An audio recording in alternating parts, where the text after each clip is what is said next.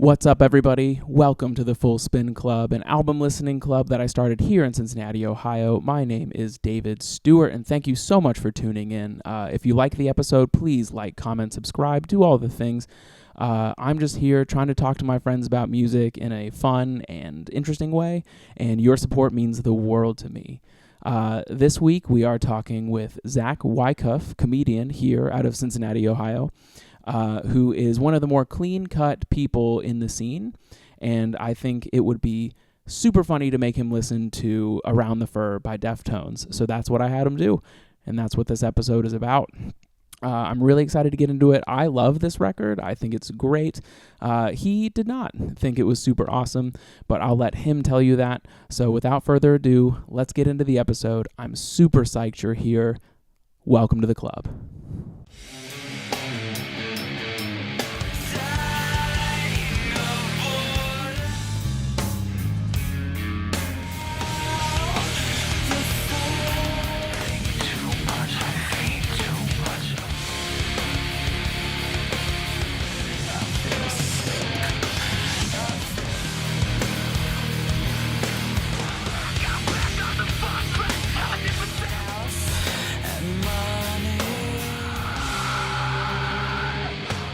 Welcome to the Full Spin Club. It is an album listening club that I've started and I bring all of my friends into, and every time we bring a new person on, they're officially a part of the club. So Welcome, Zach Wycuff, to the Full Spin Club. Wow. It feels so great. I've always wanted to be a part of a club. Wow, you're in it. Yeah, I mean, I've been in clubs, but only ones that show up in the yearbook. Nothing else. No, nothing else. No adult clubs. No, never. I've been known to have a club sandwich a time or two, but that's about it. I mean, not a bad, it's a secondary club. No, I'm not mad about it. If you're not in social clubs, then club sandwiches are the next best thing. I love it. That's for sure. Thanks for having me on this. I did give it a full spin. You gave it a full spin. Mm-hmm. I love that for you. Mm-hmm.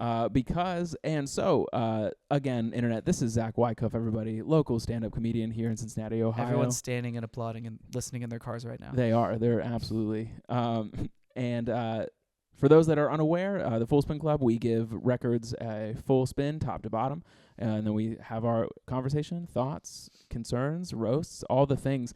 The show is broken up into 4 different segments. We have On a Pedestal, which is where we say 3 things we liked about the record. On a Spit, which is where we say 3 things we write 3 roasts about the record. On a Turntable is where I have questions I send to my guest listen to get the juices flowing while they're listening to the record. And the 4th one is Record Scratch, which is where I come up with funny questions that will hopefully catch the guest off guard. I dare you. Bring it.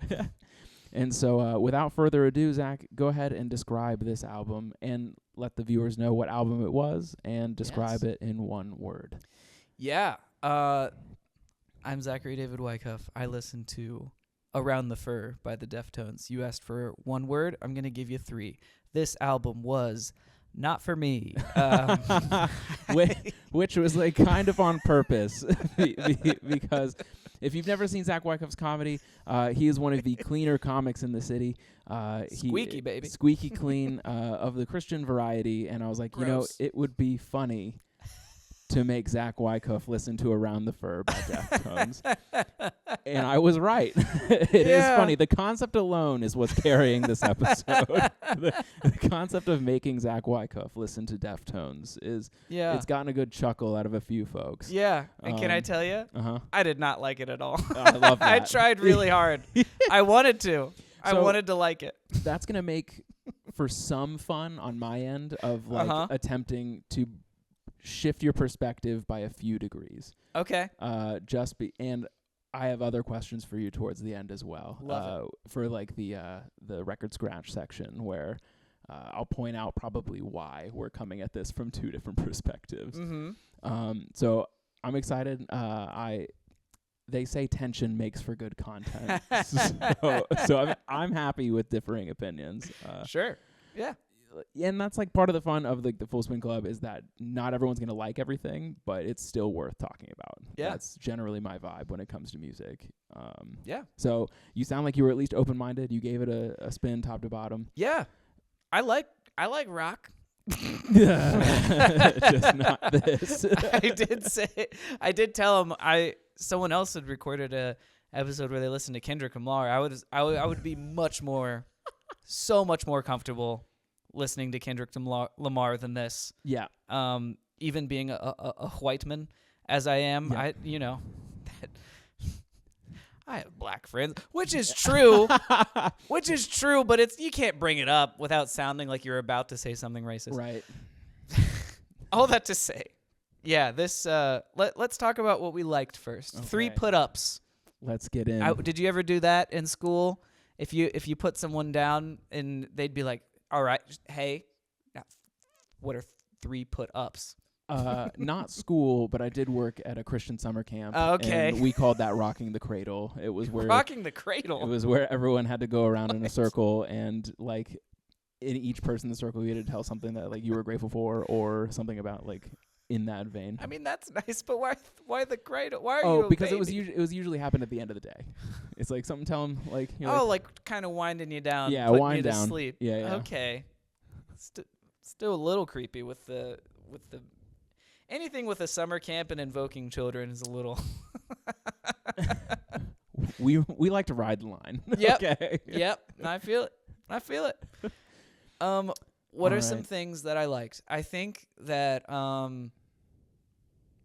there were some parts where just like the harder rock stuff is fun. Mm-hmm. It's if you just want to turn your brain off and just like bob your head and like, yeah, they're playing guitar very hard right now, and that's fun. There are some fun parts of it where there is just like, yeah, you're just gonna rock out a little bit. Okay, sweet. Yeah. I like that. There were the opening riff of the very first song, My Own Summer. Yep. Parentheses, shove it.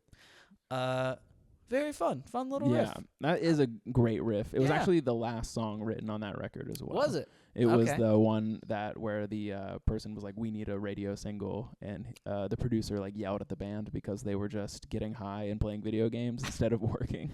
Okay. And so that's like why it's called My Own Summer, is because it was like it meant to be like a middle finger to the producer who was being a drag. That rules. Yeah. That's fun. Yeah. That song does rock. It was initially one of my 3 like highlights of the record, but I did end up having like because like it's been a really long time since I listened to it all the way through, and I was like, okay, there's actually a different song that is like gonna take that one out, because it is the opener and it is rad. Yeah, it's fun. It would seem right at home on Tony Hawk Pro Skater, which is a compliment. Which is my entire vibe as far as like music goes. That's my entire vibe. Yeah, for sure. I'm no Superman. You know what I mean? My first pedestal moment is, and I already mentioned this to you like before we even sat down to record the episode, is Be Quiet and Drive is my favorite song off of that record, period. It's like probably one of my favorite Deftones songs in general. And mostly because I think that song walked so that like other pop punk bands later down the line that hated their hometown could run. Sure. 'Cause it is like the ultimate, I need to be anywhere but here. Which is a vibe I often have when I am struggling mentally. I suffered from running away as far as like when life got hard, I was like, I would bolt. And so that song, and now I don't do that anymore because I'm almost 30 and it's like time to not do that. Yeah, I was going to say, I hope you don't run away from this. Is a beautiful little apartment you got. You got nice little throw pillows, and it's like color decorated to your lamps. Like, come on. Yes. You're crushing. Big nester these days. Yeah, dude. Big into nesting. So, but I listen to that song when those emotions arise again, where it's like, I want to run, but like now we just listen to this song instead of actually pulling the trigger and running away. Yes, no triggers. Hope we're not pulling any of this. No. No. We've grown up. Because this does kind of sound like school shooter music, but continue. The roast section is next. You're right. I'm so sorry. What's up, everybody? Thank you so much for joining us on this journey of listening to full albums. I'm so grateful you're here. Please like, comment, subscribe. But in a second, let's go ahead and talk about our sponsor today, Worse Help. Worse Help is a platform for struggling artists to get on and get terrible mental health advice. It is the opposite of other telehelp therapy sessions where you, the struggling artist, are going to be put in a terrible headspace because what makes great art? Being mentally ill. We're so grateful to have them as a sponsor because I know as an artist myself that when I'm in a terrible headspace, I make my best work. So please go to the link in the description, go get you some terrible mental health advice, and go start making your best work. You will get 25% off your first session, and thank you so much again for tuning in. Let's get back to the show. That was going to be one of my other pedestal moments, actually, because that song was fun. It was fine. It's fine. No, I enjoyed it. It was like, yeah, I totally get that vibe of like that's in so many songs, right? Like Bon Jovi, just like that thing of like, oh, I'm gonna get out of this town one day, you know? I'm getting out of here. Yeah, that's for sure. And yeah, one of my favorite moments is like, and he screams it every time. It's like, I don't care where, just drive. Yeah. And it's like, I have felt that so viscerally in my life before. Yeah. And so, yes, emotionally, I'm on that level a lot. I feel it. Are you originally from around here? Yes. And you lived in LA for a little bit. I did. So you did do that. Oh, yeah. I moved as far as possible at like the youngest age I could. Yeah. Which was 19. Wow. Yeah. And now you're back here. So what does back, that baby. say? We're back. we are back. Is there a follow-up song on a sequel album where it's like, I ran and it wasn't that good. And I ran out of money. Yeah. Turns out it costs more money to be other places. Right. Or I think a lot of those bands do run away from home and they do make it work, but not without 15 years of being a dirtbag in between. Yeah. And it's the word I'm looking for. I overestimated my ability to be a dirtbag. And so I did not want to live like a dirtbag. Yeah, you're like more of a soil backpack. Yeah. It's just a little classier. Yeah. Can't be a dirtbag. Yeah. Can't do it. Did you try to dirtbag? Like, were you like trying to like live out of your car and you're like, showers are nice? No. We had an apartment, but it was just horrific. Like just like the lowest of the low that you could find. And I was like, I hate this. Yeah. And there was just like no way to go up where we were, like as far as like jobs and everything were concerned. Yeah. I also moved home because of some family issues, which are like not rad. Right. So yeah. Family issues, not rock. It does not rock. And yet they inspire an awful lot of rock. Yes, they do. Yes, they do. Yeah, I guarantee this band for sure had some family issues going on. No, these dudes sound nice and well adjusted. I don't know what you're talking about, brother. I was amazed there wasn't a song about, following your dreams and doing your taxes. Yeah, there was definitely no song on the track list that said "My Dad Loves Me." That's the clip. Yeah. All right. What's your? So you've done your second. Because you just Be Quiet and Drive? Yes. All right. I did like that. Yeah. Yeah. It was a fun song. Mine was Die the Flu is my second one. Okay. That is in the original rotation of the three that I like best. Okay. I saved my like surprise for the last one. Okay. But Die the Flu has that really killer bass line in the very beginning. Okay. And then multiple guitar entrances that are super rad. It's very simple. Like I don't have any like deep meaningful connection to the song like I do Be Quiet and Drive, but sonically that song is very oh wow, my brain stopped working. Yep, it's very wow. I don't know, it gives me a lot of serotonin. It's very satisfying. Okay. It's interesting. You listened to this and felt good. That's fascinating to me. Now, tell me more. I can be angry and calm at the same time. I'm like, this is soothing. All right. Yes, but I'm gonna talk about it way more in a different section. But this is one of those records where I think men stereotypically are only allowed to feel angry. Yes. And so that is this is like what that record means to me. I was like, this is essentially it. This is quintessential, like a lot of emotions going on in this record, but it all comes out as anger because that's what's socially acceptable for men.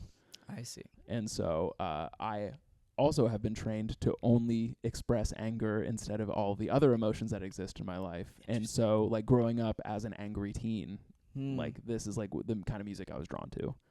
Interesting. Yeah. Okay. So we'll dive into that further later. Yeah, I was gonna say I have thoughts, but so yeah, Die the Flu is my second pedestal song on this record. Very you got fun. a third one, or was the second one a stretch? Oh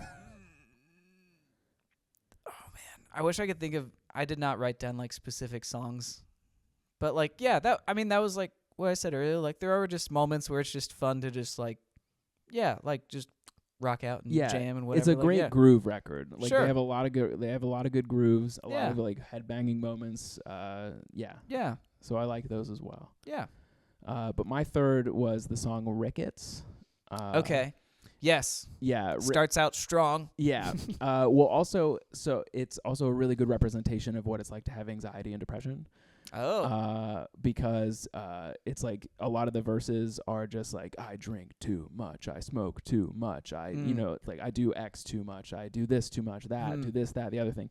For anyone who's ever suffered from like anxiety and depression, like your inner monologue is a lot of that. And I thought that was a very good representation of what that can feel like, especially if you're also angry. Yeah. Because like that. I don't know if anyone has watched BoJack Horseman. I have. That show is extremely fucking depressing. I don't recommend it. But there's the stupid piece of shit episode, and that is like where the entire episode is him walking around like, you stupid piece of shit, don't eat that donut. And he eats the donut. And he's like, man, fuck you, you fucking dumbass. And like, so it's just like spiral. And I put this song on like that level of like self-awareness of like what it's like to suffer from those things. And so if you're like me and use music to explain emotions to people because you're bad at expressing them, period, I often look out for songs like this where I'm like, no, this is what this feels like. Okay. And so when I'm like, I've done it with partners, I've done it with like family, close friends. I'm like, no, this is what I'm feeling right now. And it's like a nice, concise package that isn't my own like my own emotional vomit. Yeah. Let me tell you, I respect that because I do not use music that way at all. Sure. So that does help explain. While I was listening to this, I did feel gross and like angry and just bad. And I was like, I hate this. Why would someone want to listen to this? But I guess if you're using it, it's like it's like cathartic to have someone else represent that. Yes, it's validating. Yeah. And I often it's like someone else in the world has felt like this before, and I appreciate that. Yeah. So like that's what I like about music. And I've had this conversation with other people. It's like I'm a music nerd who does comedy as opposed to a comedy nerd that does music. That's Greg Olson. And so, yes, that's what I look for in like most art, like artistic expression is. Okay. It's like most of the time I find that artistic expression is people acting as a lighthouse for themselves. Oh. Say more about that. So it's where when you make the thing, right? Say you're Deftones making this record, like they feel this way. It's because they're looking for their people. And their people may not be near them. So when you put art out there and the people that gravitate towards it usually get it.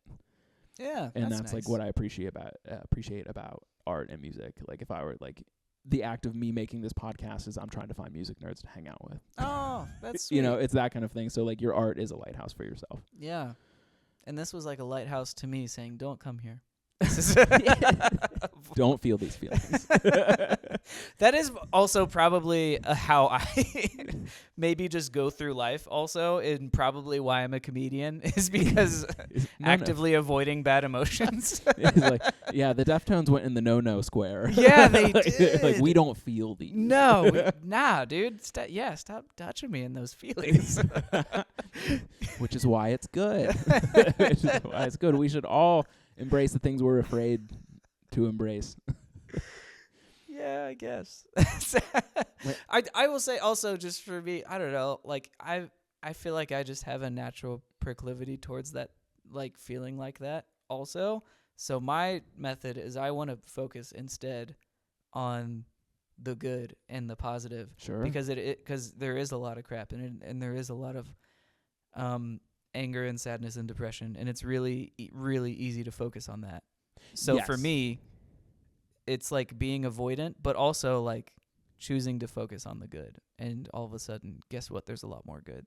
Right. You start to notice it. And I agree. I've done a lot of the work myself, but there are moments where like I need to feel this, and like this is the safest place for me to do that is like in my headphones. Sure. And so I don't lash out at anybody and like put a hole in my drywall. Yeah. Yeah. Not that I ever would. Like, yeah, this is a nice house. You could don't do that. Well, also like not once have I been like, I just need to hit something. That's never been like physical violence has never been my thing. I'm much more cutting with my words. So I'm not gonna cut someone down. I feel it.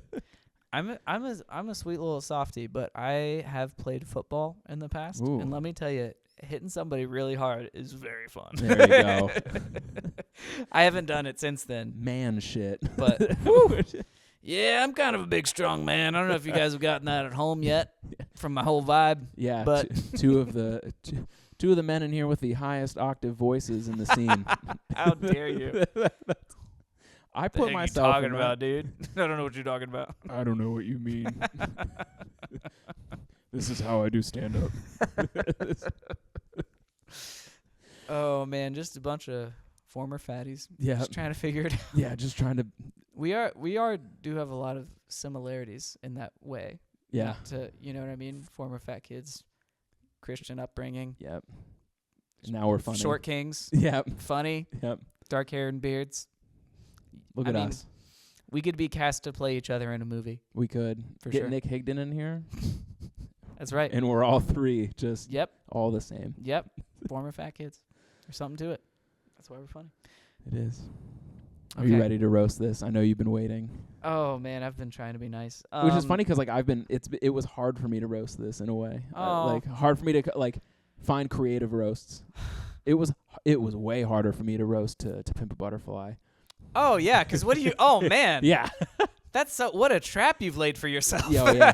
Check out that episode because I did manage to get creative. I managed to get creative in roasting that record. Yeah, Martin had a dream. You're trying to roast that, dude? Or is that To Pimp a Butterfly, or is that Backseat Freestyle was off of Good Kid, Mad City, but okay. That's so funny.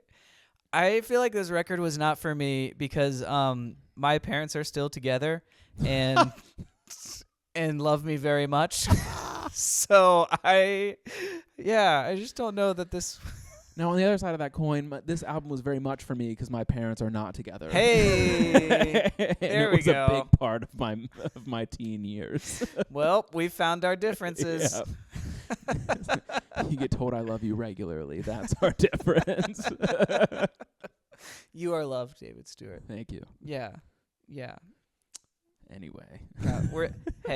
We're all very proud of you. Oh, thank you. Now I'm going to tear up on my own show. Yeah, dude. That's what I'm here to do. Make people cry. This whole album had the vibe of a 15-year-old that you told to go to their room. Oh, yep. You know, not really just a roast. I didn't write like jokes, but these were just the feelings that I had as I was listening to it. Boom, roasted. It's not like a joke, but it is. I have a similar feeling one. that I felt. I have a similar one. Everyone in this band was publicly shamed by their remedial math teacher for not being able to solve a basic algebra problem. Shut up. Whatever, dude, I'm a poet. I'm never going to need this. Oh, man.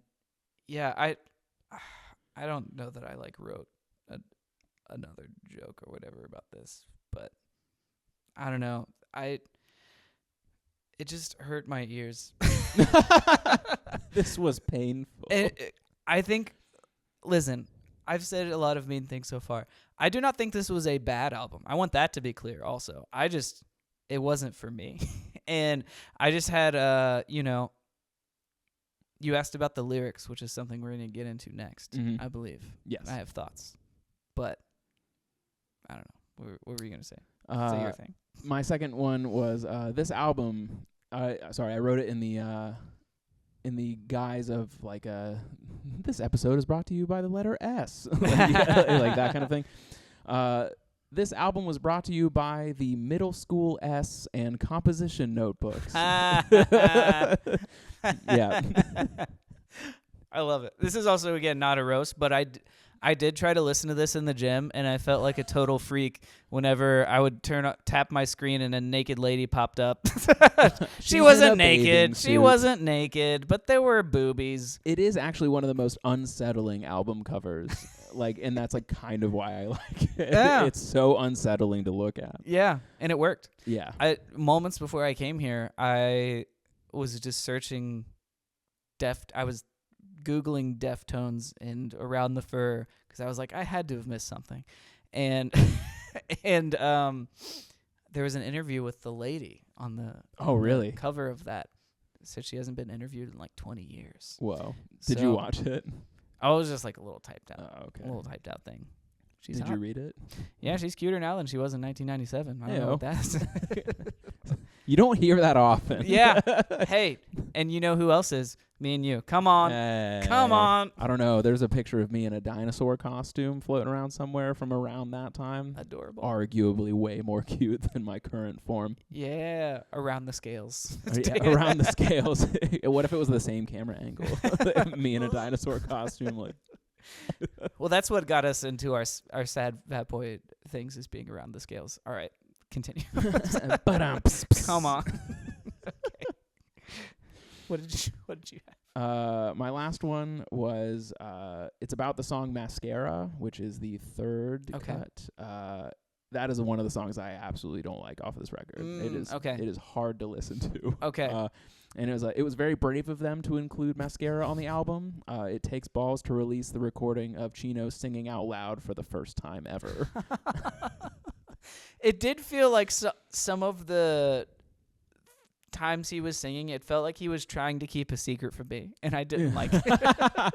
That's a funny way to put that.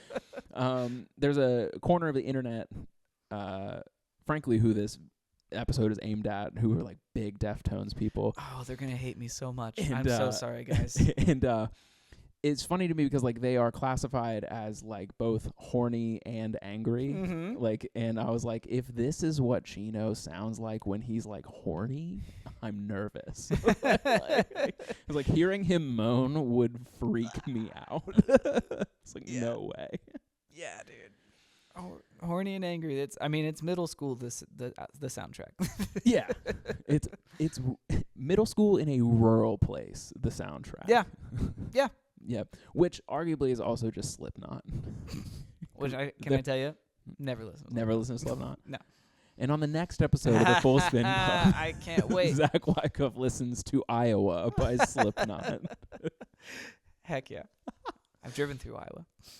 And I'm sure when you listen to that record, you'll be like, yeah, this is why. Yeah, okay. I get it. What would it? I'm mad at corn. I'm mad at growing up in Des Moines because everyone around me does drugs, and that's all there is to do here. That makes sense. Yeah, that makes sense. Everyone has vices there. Oh, and maybe that's why the band Korn, like their guy, Brian Head Welch, did a whole like journey of like giving up drugs. Big Korn guy, and now he loves Jesus. I only know that because he was interviewed by my church. That's so funny. I'm almost sad we didn't do a Korn record specifically for that knowledge alone. I'm going to pick your brain about that later. Please do. That's funny. Yeah. Yeah. It's one of our biggest viewed videos That's ever. so fucking funny. Just a white man with face tattoos and a dreads talking to my pastor. It's hilarious. I love that. I love that so much. That's stuff I could never write. That's one of those things in life where like I couldn't even come up with that premise. Yeah, it's crazy. I love that. Yeah, good guy. We did it. We roasted this album. Yeah. We did it. We did it. I'm sorry to There's gonna be people that listen to this who love People the aren't gonna Deftones, come for you in the comments. and I am so sorry. I had to roast 1989 by Taylor Swift. Oof. So like I am. If you're looking for some internet traffic, I mean, this is gonna. The roasting 1989 will bump that up It will bump it. in the algorithm, creating controversy. That's what they call it. Yeah. But I had to be careful about that because I don't want Swifties coming after me. Yeah. And I don't want dudes that that are likely armed. Yes, 10,000%. Yeah, that are likely armed. It's okay. They're just sad and horny. That's right. And hey, brother, me too. I just wasn't sad and horny in this specific way, and that's okay.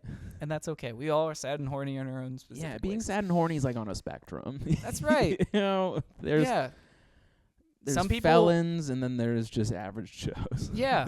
Some people went to Deftones Around the Fur, and some people went to VeggieTales, the album. And oh wow, I want to meet. Are you on that end of the spectrum? Oh, probably. Or are you more like a John Mayer, which I imagine is right in the middle of those two things? I do like John Mayer.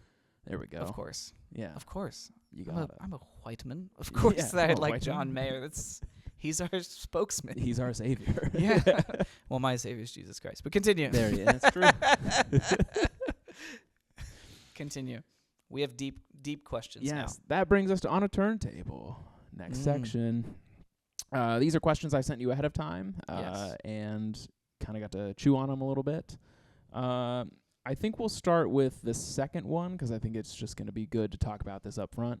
Oh, yeah. So, there is a prevailing, albeit toxic, sentiment that men are only capable of feeling either horny or angry. To which I say men feel more, but have been conditioned to think that those are the only socially acceptable forms of expression of those feelings of anger and lust. I believe Deftones' work embodies that seeming bipolarity of male emotion to a T.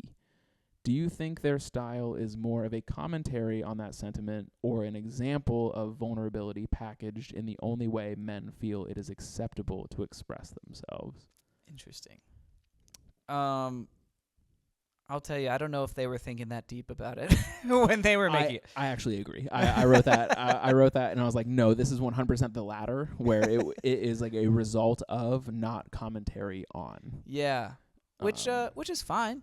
You know, like they say, write what you know. Yeah. And I have an insane amount of jokes about Jesus. You know, I have this, like they say, write what you know, and this is what they do. So I do think it was them being very authentic and real with where they were at and what they were feeling, which is why you connected with it. Right. Yeah. Because you recognized those feelings in yourself. So like that is rad, and that is art. That is art when you like are, you know, put something out there that people connect with. Like that is the thing. Yeah, but I think it absolutely, because like what you said, it came out in 97, right? Yeah. And that's like, we're not talking about mental health in men in 97, not at all. Like so I'm looking at this with like 2023 glasses, like, you know, like that.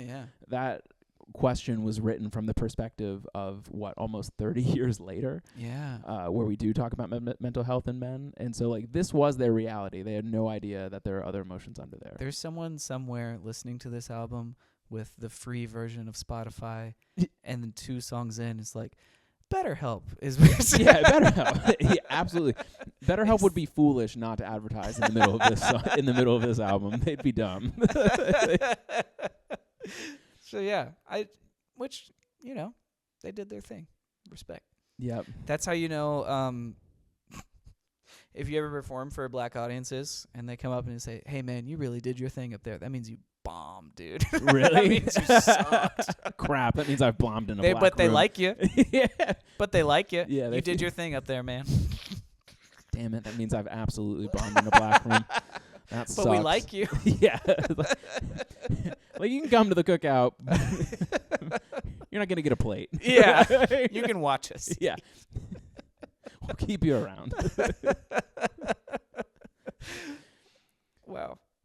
2 whitest men of all time. Yeah. But with the opportunity to perform in black rooms.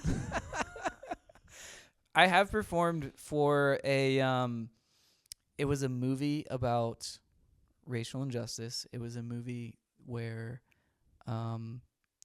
a black guy and a white police officer switched Ooh. bodies, like a Freaky Friday Uh-huh. kind of thing. And my buddy made this movie, and he's like, you know who would be hilarious to open for this movie? Oh no. So you did what? 10 up top, and then they Yeah. showed the movie. Yes. Yeah, it was awesome. It was hilarious. That is funny. Yeah. That's one of those things, a lot like this episode, that is like conceptually funny. Yeah, but right. like who knows how it'll go. 10,000%. Yeah, I also performed for oh man, so many things. There was a Undivided, which is this thing through my church, which is actually really great. That it's like a racial reconciliation group or whatever, and there's like all these video components of it, and they had me perform comedy for that as well. In the face you're making is so correct. Like, yeah, everyone I told about let's it. lighten the tension of our Christian-based reparations. Right. Like, you know who would be great for this? Yeah, and doing 10 up top is Zach Wycuff. Yeah, 10,000%. And we recorded outside on this like wooden porch that looked like almost like a Cracker Barrel, and that was like the first thing I said. It was like, it's so fun that I'm doing a set for racial reconciliation, and I'm doing it on the porch of a racist. How fun! They liked it. I'm glad. Anyways, back to your questions. I'm sorry. It's okay. You did touch on this one a little earlier with you talked about when you were like what you enjoyed about the record. And it's I often think that these more groove heavy and screamy music is more rocked with on vibes alone. Yes. Rather than folks taking the time to dive in and try and understand what the song means or what the singer is trying to specifically express. So just rocking along like you were saying you were doing is like 100%. Yeah, people do that all the time. Yeah. What screamed lyrics do you think were worth looking up, and did you try to do that at all? Yes. Okay. Yes, because like I mentioned, I do feel like they didn't want me to know the lyrics. It's like a secret. Yeah, Yeah. dude. Well, and also in the way it was like mixed to me, it seemed like the guitar was like 40% louder Sure. than the lyrics. So truly to like, and maybe my hearing is bad from 10 years of marching band, which also that probably affected some way that I listened to this. Yeah. This wouldn't sound good on horns at all. We can't make this into a fun medley. Yeah, this stand tune would suck, dude. Yeah, man. But like maybe it's 10 years of marching band where like my ears are bad. Like Sure. legitimately like the last like 2 years of my marching band experience, anything above like a forte, my ears would like crackle. Ooh. Which that's not good. That's not what they should do. No. Yeah, you shouldn't be done playing a note and your ears go Ugh, gross. which that's also my impression of some of the tracks of the album. But no, I'm kidding. But yeah, it just felt like sometimes the guitar was so loud that I truly could not. And that's such an old man thing of me to say, and I know that that's not cool. This and I band know that is I'm not too cool. loud. I know that I'm not cool. I'm fully accepting of that fact. And people that like the Deftones, you were correct. I'm not cool. But are they cool? I think you are. Yeah, we're all cool. But yeah, so I truly did have to. And I just have a hard time understanding lyrics in songs anyways. Sure. Just in any music at all, but specifically this because, yeah. So what did you look up? Which song? I looked up Around the Fur because Okay. it's in the thing. The I figured. titular song. Yeah, it's in there, you know? Yeah, looking at the album cover, they were all titular. Come on. Clip it. Oh, that's so gross. I'm sorry. So I looked up that it was some of the lyrics about there was a lyric genius Okay. on it, which sometimes I do to understand rap Sure. songs. Yeah. But yeah, something about cocaine, and I got the vibe. I don't know if you said this or I just picked up the vibe that he was like in the song he was like sleeping with a prostitute. That's probably accurate. Yeah. 'Cause And again, he, this like- band is just horny and sad. Yeah. And I think he like did cocaine and the Around the Fur. I looked at the explanation of it and it was so jarbled, but I kind of got what they're maybe going for of like the fur is like looks. It's like I don't know. I don't know if I got it. Okay. Around the Fur. What was your interpretation of that? I don't know. Of Around the Fur, I did not dive into Okay. the meaning of the album in and of itself. Like Okay. the title of the album. I guess just that song, because that's just that song. Yeah. yeah. That makes sense. I'll look it up now. Something beyond looks, I think, is what he was trying to go for. Sure. The feeling beyond. The vibes outside of the Yes. looks alone. Yes. I love that. Which. Yeah. I don't know. The explanation seemed like a big jump. So I don't know. That's poetry, man. Yeah, I guess that's poetry. But it's poetry written in a composition notebook, covered in middle school essays. I'm telling you, I can't express that enough. Right. This is the low grade poetry. So many notes in the margins, just like "F you, Miss Schneebly." Yeah. Tell me This what to lady, do. yeah, He God, sucks. made fun of me in front of the whole class. I didn't know what a 4 was. My answer to this was the song "Head Up." Okay. One of the more unintelligible songs, Okay. lyrics wise. Mhm. It's towards the end of the record, and I was like, "What is this man saying?" And the lyrics also didn't make sense. Like Okay. when I looked them up, and I was like, but it got to the point where like I did start to understand the song in general, and it's like a lot like walking with your head up and your shoulders back, and like you know Okay. like kind of like facing things head on. Okay. That's the general like vibe of that. the song. We do like that. I do think it leans into that whole thing I was talking about earlier, though, where it's like men are gonna be stoic. He's like, I'm angry, but I still gotta like head up, which is like good, but also it's okay. Like, Yeah. if it isn't. And there's another great song that I think encapsulates that feeling, which I think is "Shake It Off" by Taylor Swift. 1989. Don't worry, I roasted that song specifically. Again, check it out, 1989, Taylor's version. But yeah, it's The player's gonna play. repeat stuff by Bo Burnham. That's right. Yeah. Yeah. But that's that. And I should say again, I'm being very mean. I don't think this is a bad album. It wasn't. It's just I get art. It just wasn't for me, and that's okay. Yeah, You I know? don't think you're their target audience. Yeah, and that's okay. It is. There shouldn't be. I'm glad everything isn't for me. Yeah. That would be there would only be vanilla. You That's know what true. I mean? As a white man, most things already are. Yeah, for sure. For sure.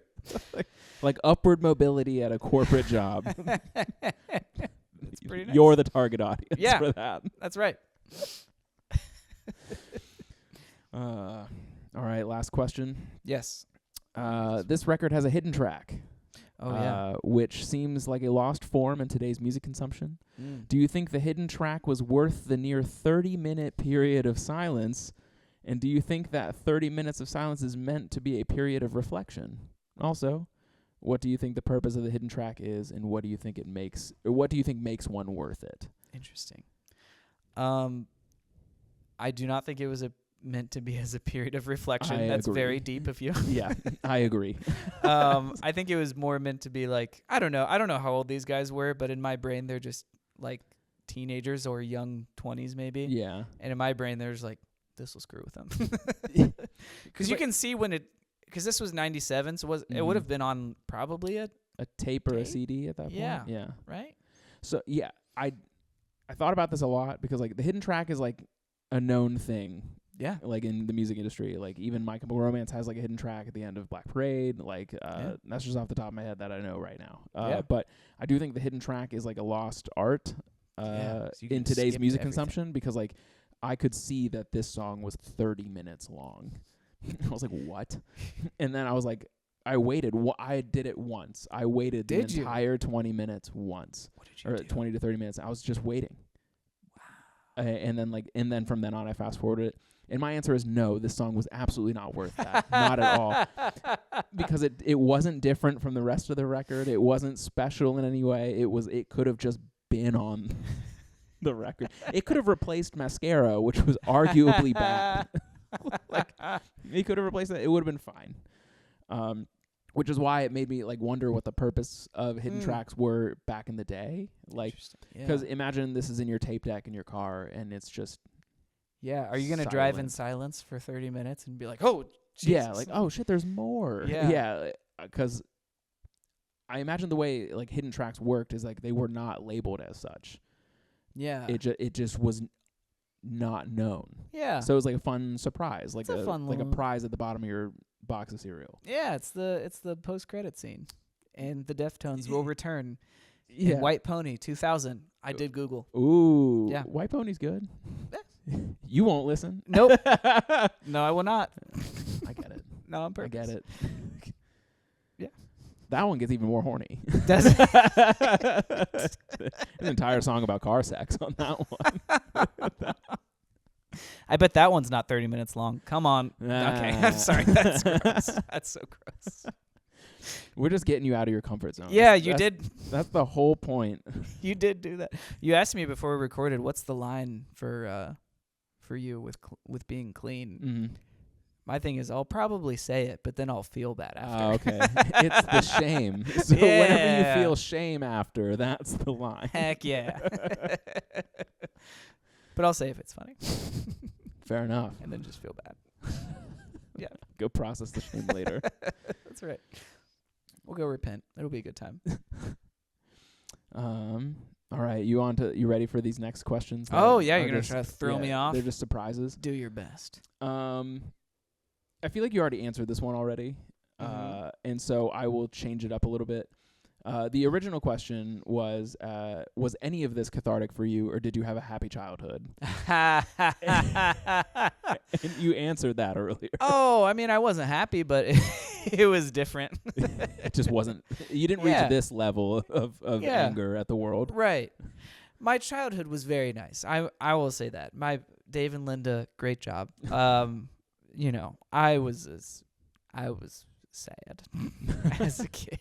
So, but it's fine. That's why I'm funny. But we didn't reach this point of needing this kind of catharsis. Yeah.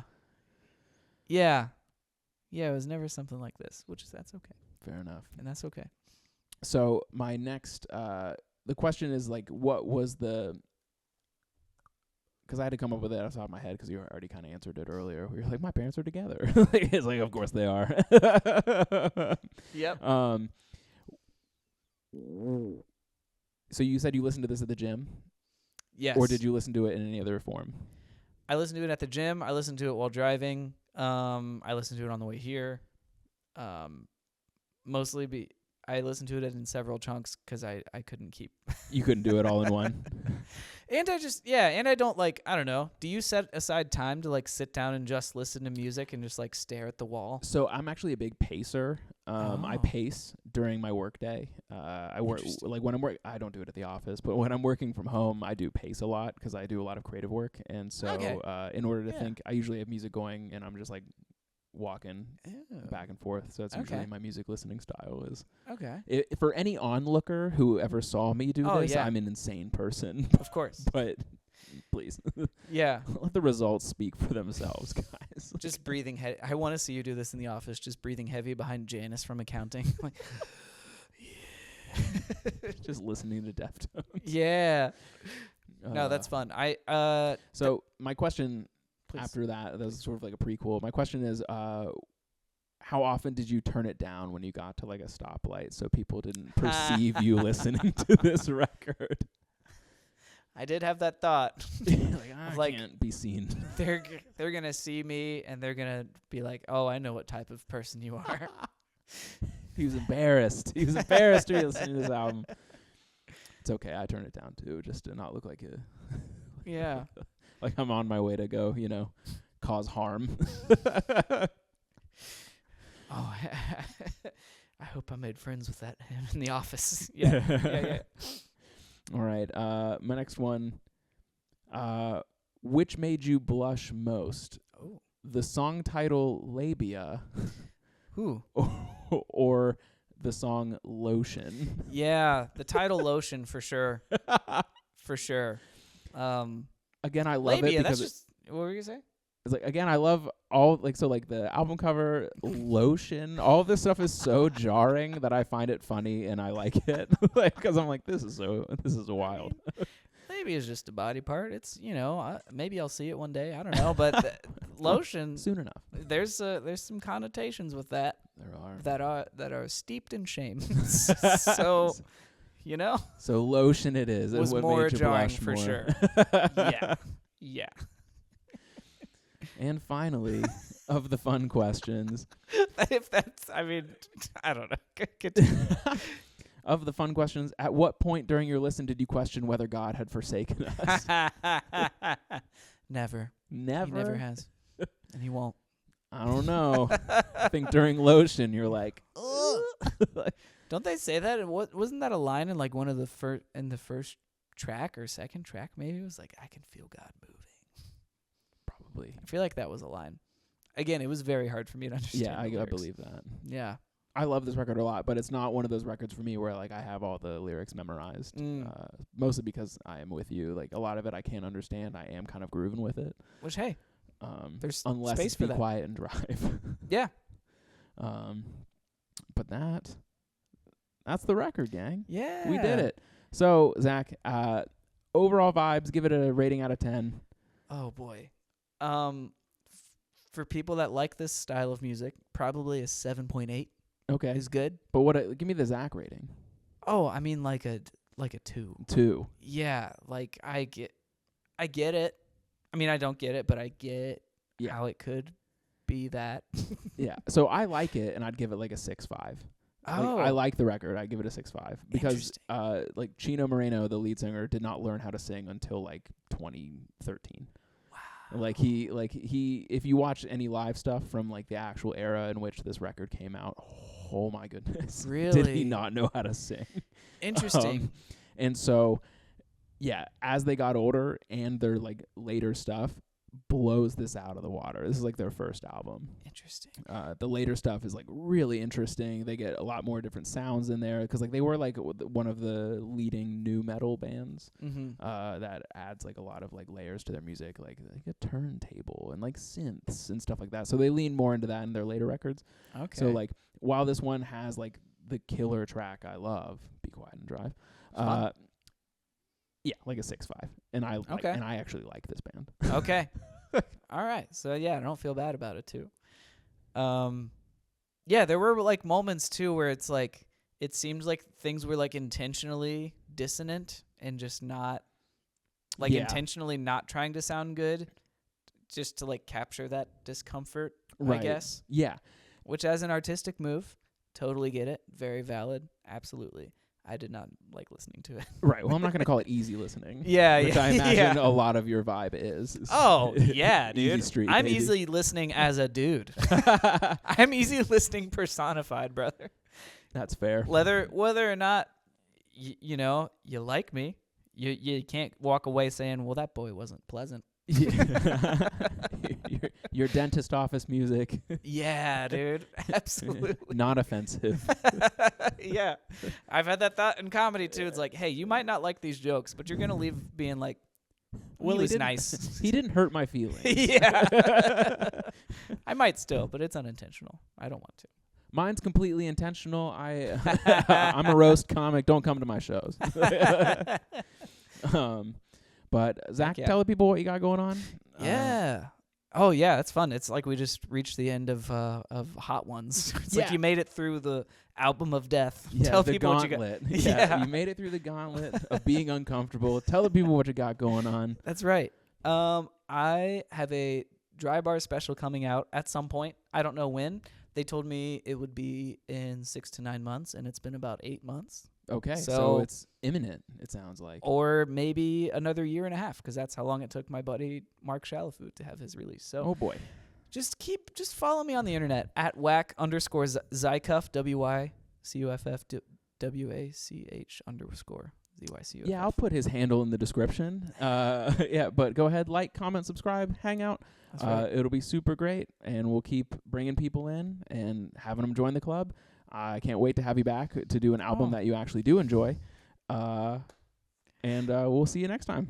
Heck yeah, dude. Thanks so much for coming on. Thanks, buddy. Thanks for having me. For This did sure. feel like a stretch, so I appreciated it. Nice. That's Yeah. what I want out of people. Yeah. Thanks, man. All right. Booyah.